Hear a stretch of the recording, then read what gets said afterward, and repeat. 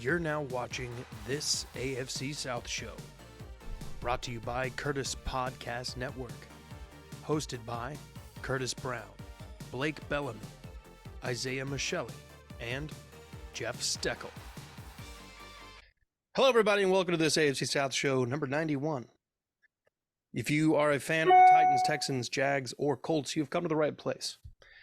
I'm your host on this here channel, Curtis Brown, and with me, as always, Isaiah Michelli, our Jags fan, Jeff Steckel, our Colts fan, Blake Bellamy, our Titans fan, could not make it this evening. He's got work engagements, so, you know, it is what it is. Make that money, son.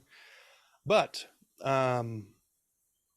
with the events that went on Monday and Damar Hamlin's situation, we just want to say from everybody here on the channel, our thoughts and prayers are with the Hamlin family, and we will engage in a moment of silence now.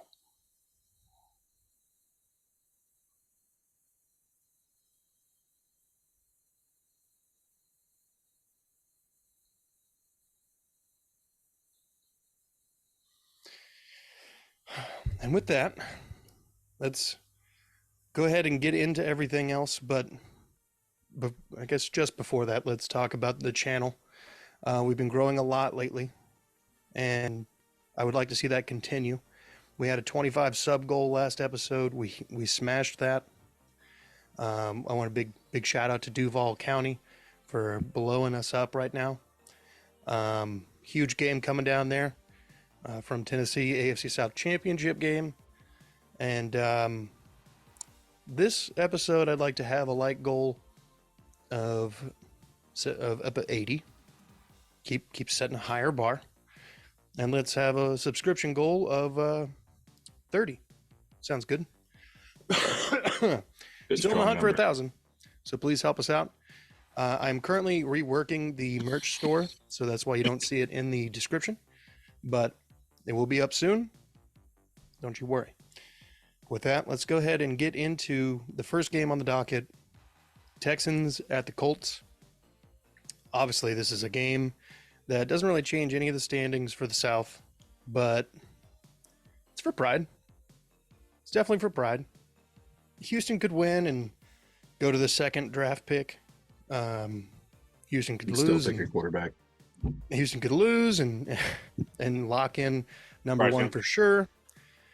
And the Colts could wind up in the top 5, or they could wind up top 8. So, a lot of variability there with the draft progress, but Jeff, go ahead and let's talk about the ways to win for the Colts. They're supposed to be a running team first, and Sam Ehlinger is getting the nod. So I think Moss has filled in admirably. I mean, he ran pretty good. I think it was like 75 yards in the last game against the Giants. So he ran pretty good. I think he averaged about 5 yards a carry. So I think running the ball is going to be key for the Colts. I mean, their passing game with their quarterbacks has been, for the most part, pretty abysmal outside of a couple of big plays for Campbell and Pierce. But like you said, I mean, I'm really hoping for just one good competitive game to finish out the season. Like, it's the last month or so has been pretty rough.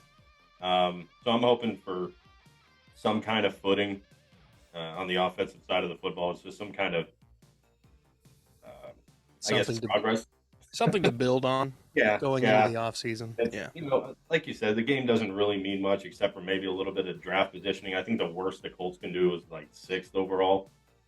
And I don't really think that hurts their chances of getting one of the top 3 quarterbacks, coming up in the draft. If that's the way hopefully they decide to go. So I don't really think that playing draft position here matters all that much. But these players are playing for futures. Like, it's a contract year, I think, coming up for Campbell. Okereke is looking to get paid. There's definitely, I think, Ngakwe's coming up. So there's a lot of things that these players are playing for. I'm just hoping for a good competitive game. I don't want to see another, either way, I don't want to see either team win by 28 or 30 points. Like nobody wants to end the season on a note like that. So, Yeah. but yeah, it's going to have to be one with Colts running the ball consistently and pressure. They've got to get to the quarterback, and they've got to stop the run. Yeah. I mean, it's crazy that week 18, neither team has either of their starting running backs. Yeah. And still, Zach Moss definitely edges out everybody on the Texans roster.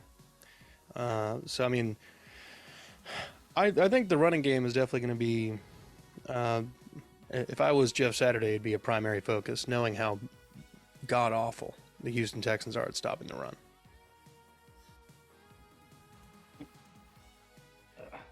But there's, like in the last game, I wasn't on the show to kind of recap on the week, but there was Jeff Saturday touched on it. There was Nick Foles took a bad shot. I think it was a ribs injury that Foles had. But, Thibodeau, started doing snow angels right next to Nick Foles, and he's writhing in pain. I'm assuming yelling. And you can't tell me that he didn't know. Well, I watched it again. He's like, his hand hits Foles every time he goes over there, and then he starts he starts lifting it up above him and like doing it over him, like. Yeah. And then so even if you honestly didn't know that he was like writhing in pain, you went to the sideline and did like the Steph Curry sleeper thing. Like, I'm sorry, all of this was just shitty. So Jeff Saturday came out, and I'm not going to really talk about what comments to Thibodeau. I mean, I don't want to give him any more attention, but Jeff Saturday kind of called out his line and called out the team. It's third down, so the punting unit was presumably coming on, and then the medical team was out there. So, but he's over there doing snow angels, and like no one on the team really did anything. Like, I'm not asking you to go out and like start a fight, get suspended, and fines and shit, but like send a message to this dude that like, what are you doing? Yeah. Like, I didn't see anybody do that, and I think that's kind of how the season has looked. Like, they're playing for themselves and not like they're just not buying into the system at all. Yeah. So I'm hoping to see some kind of fire and passion, because there hasn't really been any over the last month or so.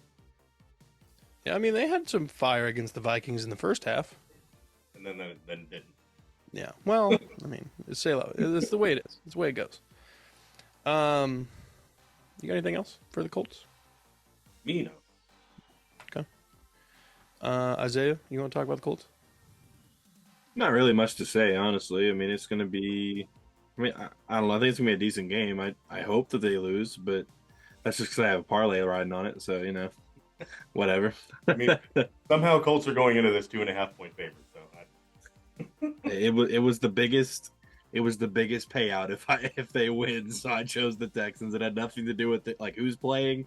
It just had to do with me following the money and thinking there's a chance that one of those teams messes up enough for the other one to win. Yeah. I mean, that's basically what this game is going to come down to. Turnovers. Yeah. Colts do it a lot. Yeah, on ESPN, the line is 2.5 in favor of the Colts. I don't know what happened today or what's been. I swear earlier I saw that the Texans had a 74% chance of winning this game. How about, like, is it a thing? Has the No, same it actually still says tied? it. 73% on ESPN right now, and the Colts are favored. Has it ever happened where the same two teams tied in the same season? Like, it can. God, I hope not. That'd be fucking hilarious. If we did that again, Oh, it'd be horrible. Well, you'd be tied with Chicago at that point. I guess they would give it to Chicago because they have a win, and you guys would have 2 ties. But nah, I mean, that'd be weird. Yeah, it'd be super weird. Let's not even talk about that.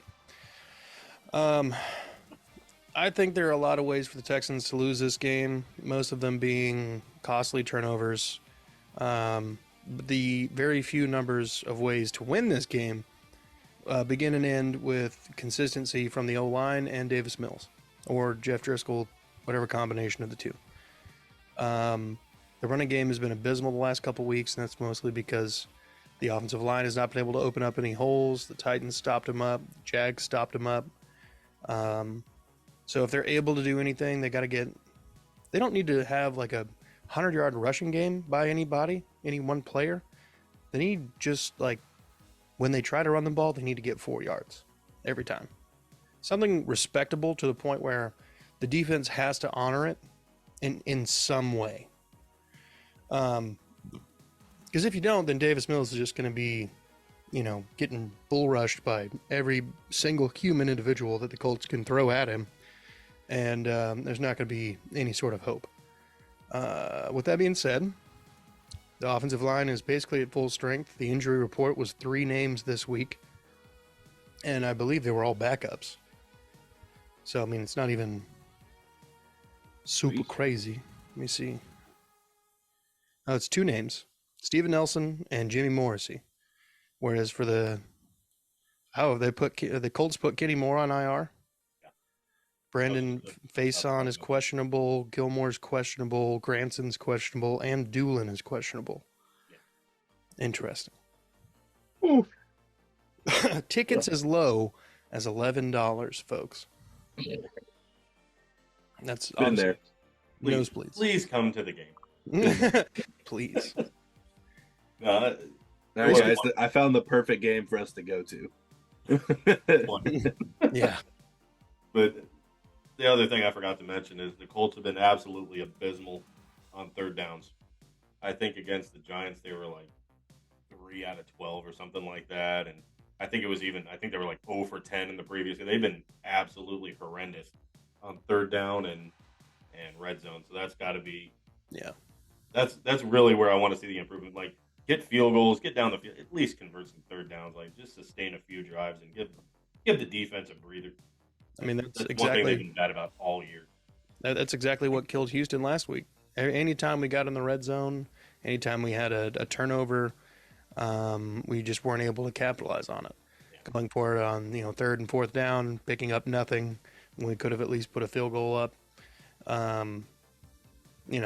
I understand that the Texans were trying to win that game against a very, very hot Jaguars team, but even still, sizzling. But I'm honestly just really hoping for a high scoring game. I don't want to see just both of us, 3 and out every. Like just this boring like high 0-0. Yeah, that's high 0-0. Like that Broncos Thursday night game with the Colts where they just traded field goals throughout the game. It was just a horrible offensive output from both teams. Honestly, I don't want to see that. I feel like that's more likely. Both of our defenses are pretty solid, at least in the passing game regarding. But I don't want that to be the last game. I mean, I don't want it to be the last game either, but it is. I didn't want to start off the season with a tie. Yeah, that wasn't in my let's start off the season with a tie, guys. Get off to an 0-1 start. We didn't lose. Yeah. I don't know. So look, the Texans need to create turnovers. Jalen Petre's been playing well at free safety, even though sometimes he's been in bad spots and missed tackles and whatnot. It's the nature of the business. All right, he's a younger fella, but he's leading the team with 5 interceptions and tackles. And tackles. Yes, he's actually the first player since 1991 to have 135 tackles and 5 interceptions in the same season. Yep. That was one more thing I wanted to note.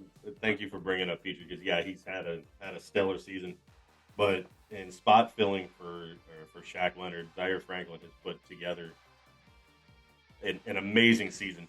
Yeah. I was actually listening to a few podcasts in the truck when I was at work doing deliveries today, and I think he's 3 tackles away from the franchise lead and he'd be in second or third place or something like that for tackles in a season. And he's about to surpass Shaq Leonard. I mean, granted, with one more game, but still, you can't.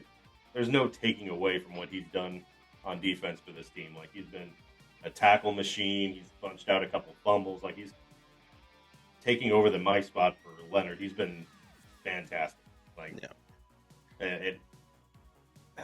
And you need that. It should be a really good defensive game. He was a special teams ace before he came in. So, I mean, that is the stereotypical what you need to have happen when somebody goes down.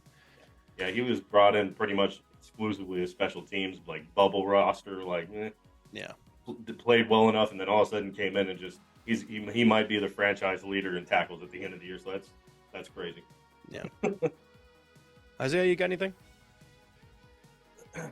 Not really. I mean, Petrie looks. He always looks good, and Desmond King's not going to get a pick because he can only pick off Trevor Lawrence. So It's true. and it should be a good game. I feel like it's going to be a really ground-heavy game. Yeah. They're going to try and get Mills and Driscoll going, but I think a lot of teams have kind of figured that out. So you're seeing less and less production, or you're seeing less and less uses of Driscoll. Yeah. So I mean, it's going to be a good game. I mean, it might be a game where both teams score a lot of points, or it could be a really low-scoring game. There's no really. I don't think one team's going to run away with this. I think it's going to be a real back and forth. So. Yeah. Well, if some of those players that we mentioned on the injury report, Jesus Christ, like if Stephon Gilmore doesn't play, that's going to be a blow to the Colts for sure. Yeah. But no Mason, no Kenny Moore. Yeah, our secondary would be. Yeah. No, except for like McLeod or Rodney McLeod's had a great season too. Yeah. Terrific. And credit where it's due. Rodney Thomas has had some good games. He's had some pretty clutch interceptions. Yeah. But still, he's a young guy. Yeah. Well, I think I don't think I have anything else for this game, folks. So let's shift our focus now to where the big boys are sitting. The game that decides it all for all the marbles in the AFC South is in Duval County. So obviously the Titans come into this game limping, and basically every year it feels like they're just trying to break their own record of how many people we can throw a Titans jersey on. But Josh Dobbs probably looks like the best quarterback in the room right now, and that's just mostly because Ryan Tannehill's not available. But he looked pretty competent against the Cowboys, and that was a team that had things to get done in that game to accomplish their goals in their season. And then still the Titans put up a pretty solid fight without most of their marquee names. So I think there could be a way that the Titans win this game. Now that completely hinges on if Derrick Henry can not only have a good game, but also get this whole fumbling thing situated. Because at no point in his career has he had a year so fumble heavy. I mean, I think he accounted for 2 of the turnovers against the Jacksonville Jaguars the last time they played, and those led to some pretty crucial points by the Jags. So get Derrick Henry's turnover situation under wraps. You're going to have Autry back. Jeff Simmons is going to be back. I don't know about Bud Dupree, maybe. Derrick Henry. Amani Hooker. Christian Fulton's coming back. So a lot of their bodies, a lot of their starters who they were coming into the season with that they thought were going to be key contributors are coming back just in time. They rested them last week. So this could be a pretty interesting game. I still think the Jags are the favorite here. I like the Jags in this game.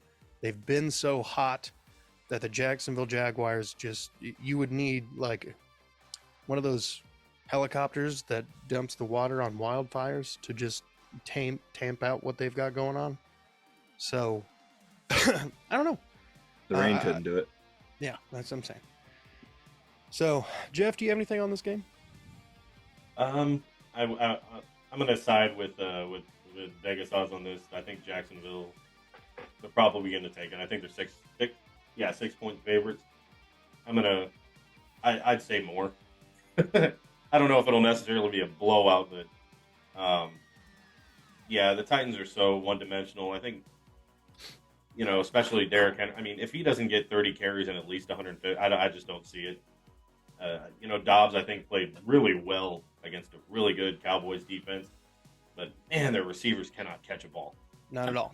Not at all. They cannot catch. I heard this stat about Dobbs and his pass attempts. He had 39 against the Cowboys. That's the most pass attempts by a Titans quarterback since 2019.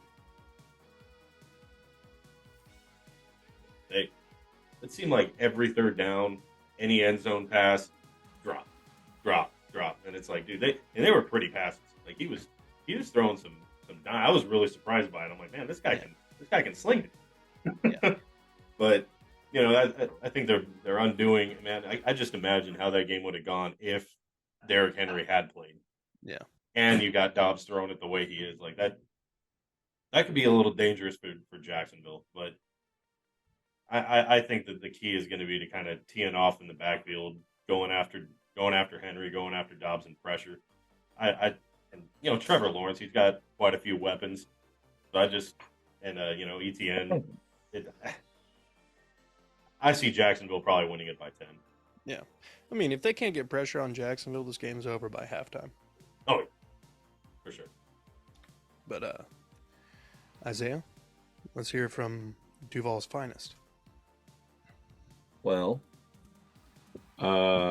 it's gonna be a big week. We got a lot of good looking stats coming through. We've had a lot of cool stuff go on with some of our free agents. Christian Kirk is over 1,000 yards for the first time in his career. That's something they said he could never do, and why the contract was ridiculous. Zay Jones is over 800 yards and with 5 touchdowns. That's a record for yards, not touchdowns, though. Evan Ingram is 61 yards away from breaking 800 yards, which would make us the first team in NFL history to have 3 players signing free agency go over 800 yards. We're currently tied with the Cowboys to have 3 players over 700 from 1993. Yeah, back when they were them boys and not just some boys. I know, like last week, they pulled ETN after halftime. He only ran the ball 9 times, so he's gonna be pretty rested for this game. Foyeshe Aluakon is up to 171 tackles. He leads the NFL yet again, another year in a row. Who could have thought that would happen? We signed him to a lot of money and brought him in. One of the better contracts of the offseason, though. I don't know why I'm feeling sick all of a sudden, but anyways, it's gonna be a good game. I like seeing some of the young guys like Snoop Connor. Hasty got some more touches last week. I mean, it's gonna be a good game. I'm really enjoying everything going on. There hasn't been anything in the past couple of weeks besides everybody says Lawrence had an off game last week. I mean, he was 17 for 21, and they really didn't throw the ball that many times. And he didn't really have to do anything. They were running so well. But like, if 17 for 21 is an off game, I'll take that any day of the week. Even though he didn't, he had an interception, whatever. Again, like I mentioned in the last, why are we throwing deep when we're up by 21 points? I don't know. But no, I'm pretty excited for this game, and I don't want. It was kind of weird. Like last week was the first week, besides the original Titans game, where I was like not paying attention during the third and fourth quarter that much, especially the fourth quarter. I'd really like to see that happen in this game, not because I don't care, but because I want to see us just dominate the Titans. Sweep them for the first time since 2005. I think we can do it. I think Jacksonville wins by at least 2 touchdowns.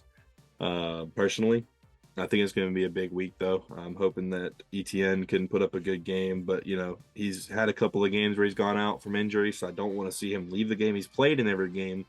But he has left a couple of games, so definitely want to see that not happen. I want to see some more out of Snoop Connor though, if we're on the goal line. I want to see that big motherfucker get into the end zone whenever we're on the 1 yard line, because we really don't have that. I mean, ETN's cool, but he's shifty, gets in, or like he kind of Snoop Connor's 5'10", 222. I think he's more 235 right now, but I'm pretty excited about it. I think we can definitely get something done this week. I think the Titans are too banged up. And of course I say that, but last year the Colts were, 1 away from getting in, and we did that. And so we have to kind of realize that, keep our head down, that, hey, it's any given Sunday. So we can't just take Dobbs and them for granted. But I think, what all the Jags now, analysts have been saying, everything, we're just going to pin our ears back and go after to Henry. There's no reason to not make Dobbs beat us, and Dobbs might be able to beat us, and he played well last week, but that could have just been new quarterback coming in. He had some pretty balls, but football balls. Anyways, but so it could be a situation where he could do it, but I feel much better pinning our ears back and go after Henry than trying to like sit back and wait for Dobbs to throw into coverage. If we're stopping Henry and we keep Henry under 100 yards in the first half, I think we're doing a good job, and I think that'll continue to force turnovers and stuff. Dobbs can move a little bit, but the Cowboys aren't a super athletic team outside of Micah Parsons on the defensive side of the ball, and Trevon Diggs is really little, and he gets bullied. He gets bullied and running and everything all the time. So I mean, he's going to look a little bit different against us. We got Trayvon Walker back. The Movementator is healthy. Devin Lloyd's been playing better. I mean, there was literally in the Texans game, I saw some clips though, and I hate to bring that game up again, but there was literally like in coverage mid play, Foyesay Aluakon is yelling at Devin Lloyd and pointing him where to go. And I can't stand seeing that shit because Chad Muma knows what he's doing, and I think Muma's going to be good for us. But he'll play a key role. He does special teams, everything. But man, this is going to be. It's weird playing meaningful football this late in the season, and I know all Jags fans can identify with that. One time since 2010, so this is big for us. But I think we're going to handle this game no problem. We got an 85.2% chance according to ESPN to win. I don't see any problems winning, but of course, again, any given Sunday it could happen. But I really think we're going to handle this one and just take it home, go to the playoffs, get us some first round. What 2 or 3 things need to happen for the Jags to secure a victory? Trevor Lawrence needs to be sacked less than 2 times. Travis Etienne needs to go over 100, and we need to keep Derrick Henry under 150 for the game. Yeah, that's pretty solid. Pretty solid. To your point about Dobbs being fast or being quick, but how the Cowboys don't have a lot of athleticism outside of Micah Parsons. He was under a lot of pressure last week. I mean, the man got sandwiched between both tackles multiple times. This is how if one of his fumbles happened. I don't know necessarily if that's necessarily a speed thing or just like I don't have help around me, but if he learns from that to step up or through the pocket, he's a lot faster than you think. He's a rocket scientist. I'm sure he'll figure it out. I mean, oh yeah, I mean they were literally calling plays they never ran in practice with him. Yeah, and they were like, "This is your primary read. This is your secondary read. This is your third," and they're doing this because the headset goes off in the helmet at the 15-second mark. Yep. So he's doing all of this, being told all of this in the playbook code, which is like, ZXY over left. Yeah. To the Z post X over. Oh, yeah. Yep. Yeah. So he's learning all of that on the fly, executing plays, and he's also got receivers like Racey McMath who have been special teams dudes, who maybe don't know the playbook, who. Whatever, I'm not going to try to make excuses for the guy, but I think he's got a decent chance to put on a good performance against the Jags if by the hand of God he can stay clean. But I don't have any faith in that at all. Line is so bad. It's atrocious. I mean, they put LaRaven Clark in there, and it was worse than anything that I'd ever seen. Dennis Daly and LaRaven Clark are now butt brothers because of that last game. So, and that's not like a gay thing. It's because they touch butts. It could be. We don't discriminate here on this AFC South show. Okay. That's what I'm saying. That's exactly what. Yes. Yep. Just throwing that out there. Go Jags. Anyway, anybody else got anything else on this game? Go Jags. Jags by 20. What do you think Blake would say right now about the Titans? Fire Downing. Yeah, fire Todd Downing. We suck. Jacksonville's amazing. Trevor Lawrence is the best quarterback of all time. Just normal Blake stuff. What he'd say. Yeah. Trevor Lawrence is the greatest thing to ever grace football. I think that's what he would say. The greatest thing to ever grace football. Holy crap! I mean, he would say his normal stuff. For some reason the Titans have been god awful. Punt Jesus, punt Wallen. For MVP. Fire Todd Downing, like Jeff said. Derrick Henry needs to run the ball. Stonehouse is the best offensive player. But Stonehouse is the best player of all time. That's the main stuff. Yeah, makes sense. I think we hit the we hit the Blake nail right on the head. Very true. Very true. Well, I think we're running out of time here, boys. So, any final remarks on the games this weekend? Go Colts for the shoe. Jags by 20. We are Texans, baby. Go ahead and hit that like and subscribe button. Again, the goal for this episode, 80 likes, 30 subscriptions. We got 25 and 75 in the last episode. Like to keep that momentum going. Still trying to hit 1,000, 264 as of the time of this recording. So go ahead, hit that button, hit the notification bell, so that when the reaction comes out to week 18, you're right there in the know. So without any further ado, thank you for watching. Thank you both for being here, and be good people.